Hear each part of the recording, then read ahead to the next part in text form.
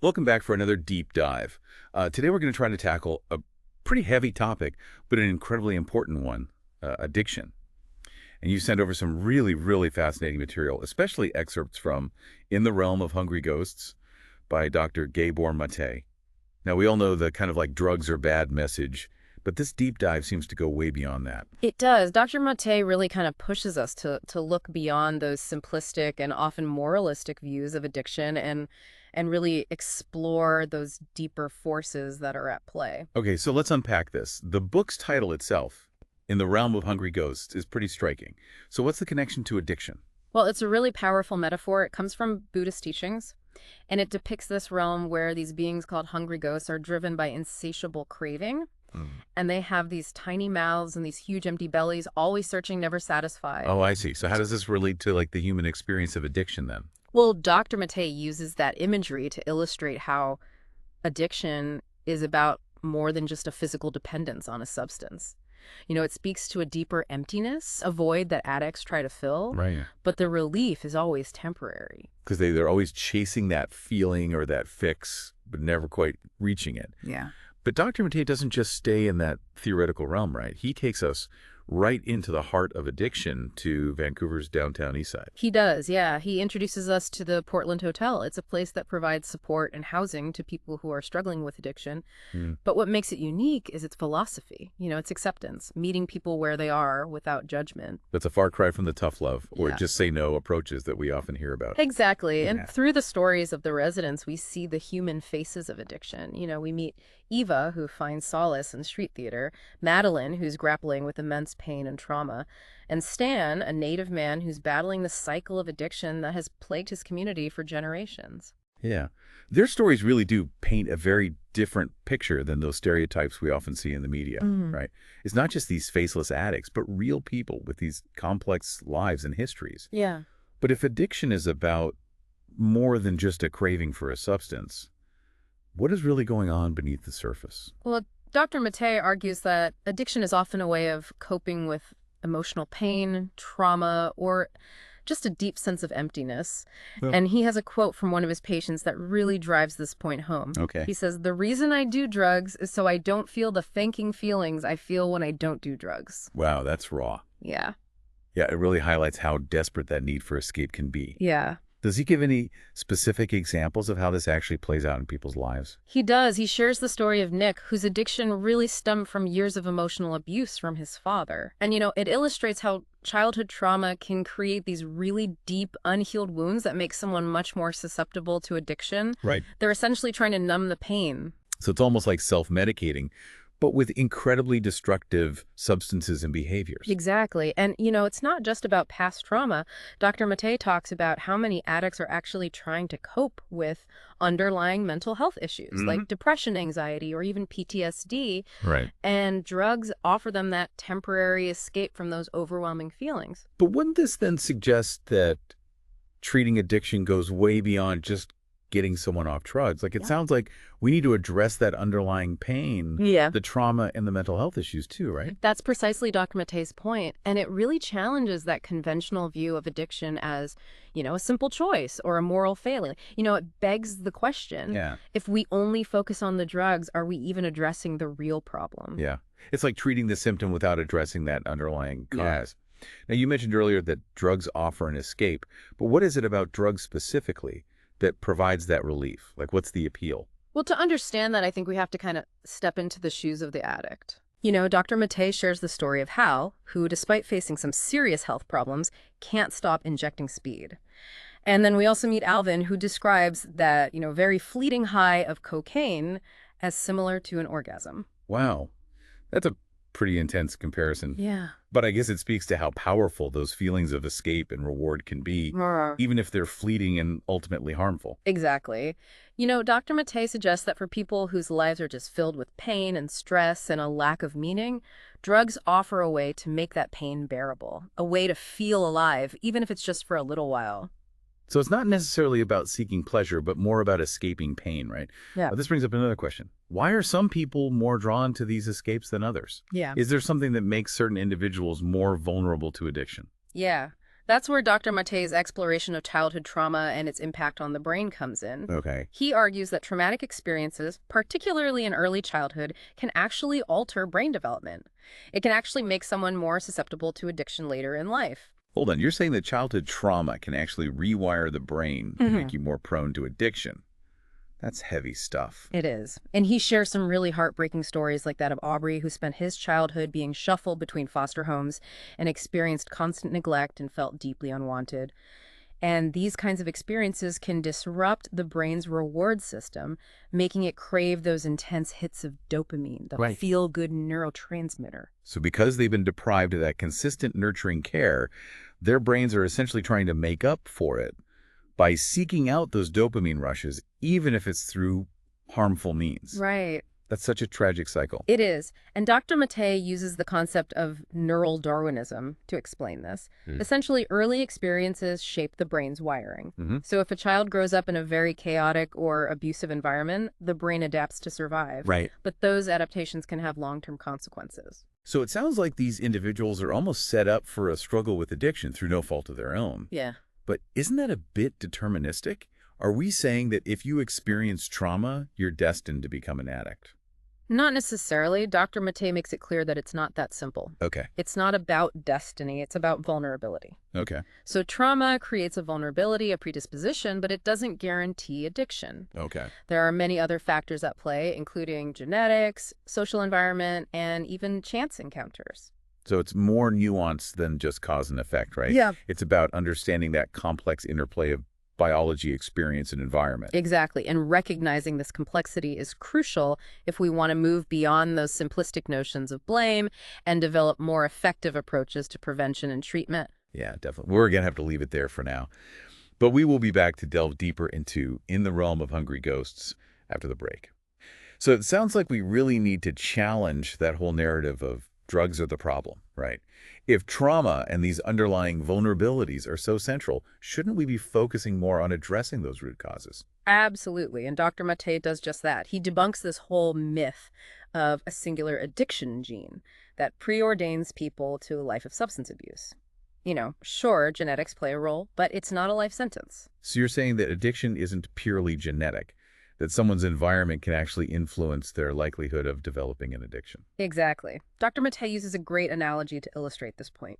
He compares genes to like a blueprint for a building. The blueprint determines the basic structure, but the final outcome depends heavily on the materials used, the construction process, and the environment it's built in. So even with a genetic predisposition, someone's life experiences, their environment can make all the difference. Precisely. And he points to the Vietnam War veteran study as a really powerful example. You know, heroin addiction was rampant among soldiers during the war, but upon returning to the U.S., the vast majority of those veterans simply stopped using heroin. So removing them from that intense stress and trauma of the war environment, even without formal treatment, was enough to break the cycle of addiction for most of them. That's incredible. It is, and it really underscores the point that addiction isn't just about the drug itself. Right. It's about the interplay between the drug, the individual, and their environment. Speaking of environment, what about the rat park experiment? Didn't it also show how environment plays a role in addiction? Absolutely.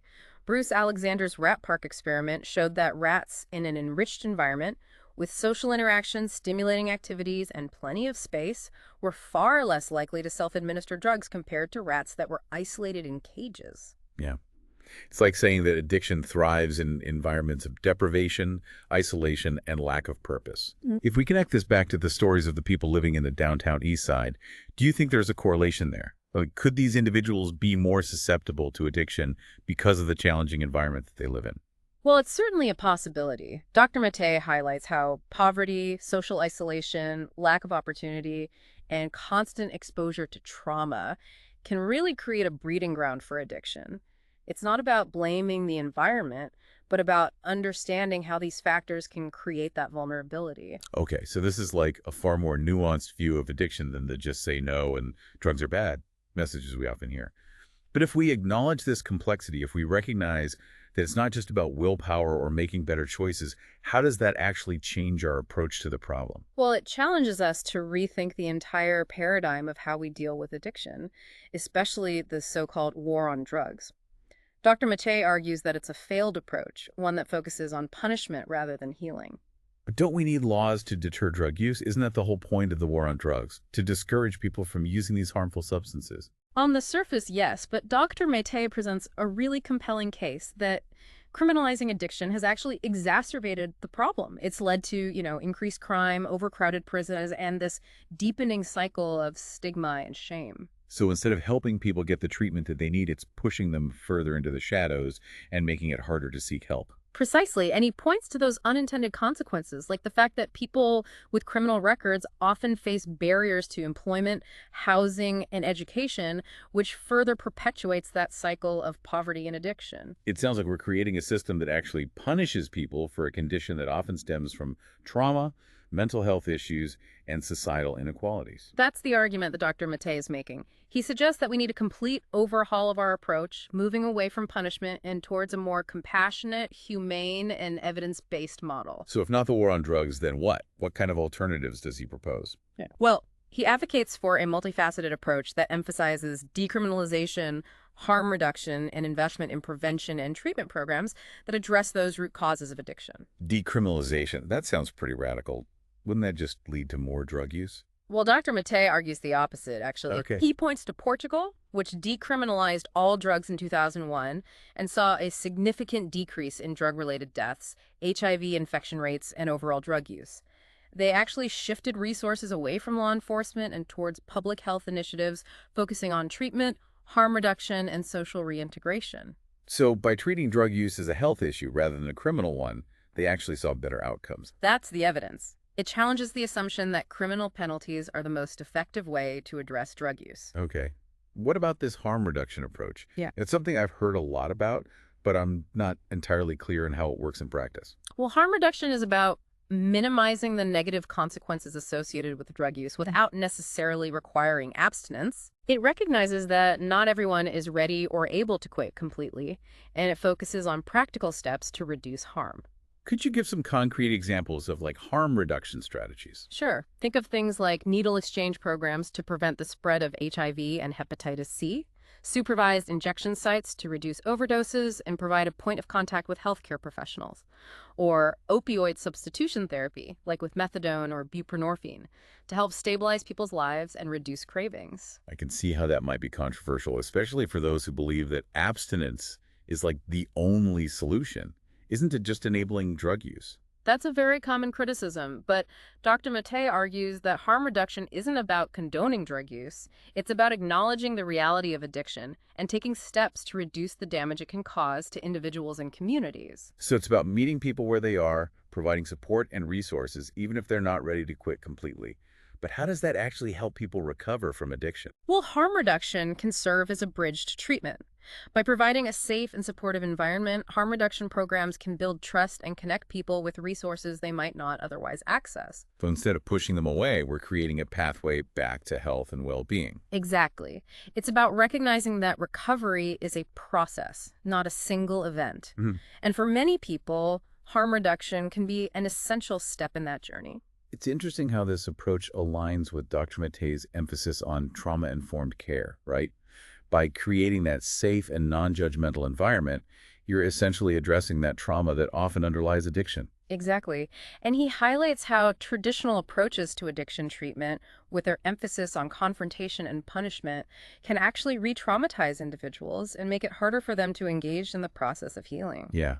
It seems like we really need to move beyond this idea that we can just shame or scare people into sobriety. We do. Dr. Matei argues that true healing requires compassion, understanding, and a willingness to meet people where they are. But is there actually evidence that this approach actually works? Are there real-world examples of harm reduction leading to positive outcomes? Absolutely. He points to the success of Insight, the supervised injection site in Vancouver. Despite the initial controversy, it's been shown to reduce overdoses, prevent the spread of infectious diseases, and connect people with healthcare and social services. So it sounds like Insight is more than just a place to inject drugs safely. It's a place of connection, a place where people are treated with dignity and respect, even in the midst of their struggles. It is, and Dr. Mattei argues that this kind of human connection is really essential for healing. Right. It's about creating a sense of belonging, of being seen and heard, which is often lacking in the lives of those who are struggling with addiction. I'm struck by how this whole conversation is really challenging the way we typically think about addiction. It's not about willpower, it's not about morality, it's about understanding this complex interplay of biology, experience, and environment. That's the key takeaway. And Dr. Mattei emphasizes that if we want to address this issue effectively, we need to move beyond the stigma, the stereotypes, and the judgment. We need to start seeing the human beings behind the addiction. Which is something he does so powerfully through the stories that he shares in the book. It's easy to get caught up in the statistics and the generalizations, but those stories remind us that we're talking about real people with real lives and real pain. Exactly. And through those stories, we see the resilience, the strength, and that capacity for love and compassion that exists even in the darkest of places. It feels like we've been handed this giant puzzle, right? With all these pieces, trauma, societal pressures, brain chemistry, it's overwhelming. So where do we even begin to piece together like a solution? Well, Dr. Mattei suggests we start with ourselves. He says that real change begins with, looking inward and examining our own biases and asking how we might be contributing to the problem. That's interesting. So before we even think about big systemic changes, we need to start with personal reflection. Exactly. He emphasizes cultivating self-compassion. Huh? Understanding our own struggles helps us understand the struggles of others. Right. It fosters empathy instead of judgment. I see the connection there. If we're constantly judging ourselves, we're more likely to judge others, and that creates that climate of shame that makes it harder for anyone to seek help. So how do we shift that on a larger scale? Like, how do we make society as a whole more supportive and understanding? Well, education is key. Dr. Mattei says that we need to challenge the myths and the stereotypes surrounding addiction and replace those harmful narratives with stories of real people, real struggles, and real resilience. Yeah, like the stories he shares in the book, they're so powerful because they help us see the individual, the human being, not just the label addict. Right. When we understand the trauma, the pain, and the unmet needs that are really driving those behaviors, it becomes harder to judge and easier to empathize. It's less they made bad choices and more what happened to them. It's like the saying, hurt people hurt people. If we can understand that hurt, maybe we can start to break the cycle. But education alone isn't enough, right? We also need to change the systems that are perpetuating these problems. Absolutely. Dr. Mattei argues for creating systems of support that address those root causes of addiction. So instead of just punishing people, we invest in things like early childhood education, ensure access to mental health services, create safe and affordable housing, and really foster a sense of community. It's about building a society that values connection, compassion, and understanding. A society where everyone has the opportunity to thrive, not just survive. But that sounds like a massive undertaking, especially in a world that often prioritizes individualism and competition over collective well-being. It's definitely a challenge, and Dr. Mattei acknowledges the resistance we'll face when trying to change those deeply ingrained societal patterns. But he points to historical shifts in attitudes and beliefs that once seemed impossible. He reminds us that change is possible. Yeah, you're right. There's power in collective action. And he points to things like the growing movement towards harm reduction and the increasing awareness of trauma's impact, and that shift towards a more holistic view of health as encouraging signs. Those are all really positive steps, but he also stresses that it's not just about grand gestures or policy changes. It's also about those small, everyday acts of kindness and compassion that we offer each other. So the way we talk about addiction in our families and the way we treat those struggling in our communities, those small actions matter too. They do. It's about creating that culture of empathy and understanding where people feel safe asking for help and recovery is seen as a possibility, not a punishment. Yeah, that's a beautiful vision. Approaching addiction with compassion instead of condemnation. But it's hard to deny that it requires immense courage and commitment. It does. Dr. Mattei is very honest about the challenges. He acknowledges that there will be setbacks and that the journey towards healing is often long and winding. But he also reminds us that we're not alone in this race. There's a growing community out there dedicated to building a more just and compassionate world. He does, and he encourages us to find our own ways to contribute, using our unique skills and passions to make a difference. This has been such a thought-provoking deep dive. Dr. Mattei has really given us such a powerful framework for understanding addiction, one that prioritizes compassion, connection, and the possibility of healing. What stands out most to you from all of this? What are you taking away? I think I'm really struck by the idea that addiction is not a moral failing, but a human response to suffering. It's a cry for help, a search for connection and meaning in a world that often feels really cold and isolating. That's beautifully said, and it leads us to ask ourselves, how can we create a world where fewer people feel the need to escape? A world where healing and wholeness are possible for everyone. That's the question that'll be carrying with me. And to our listener out there, we encourage you to do the same.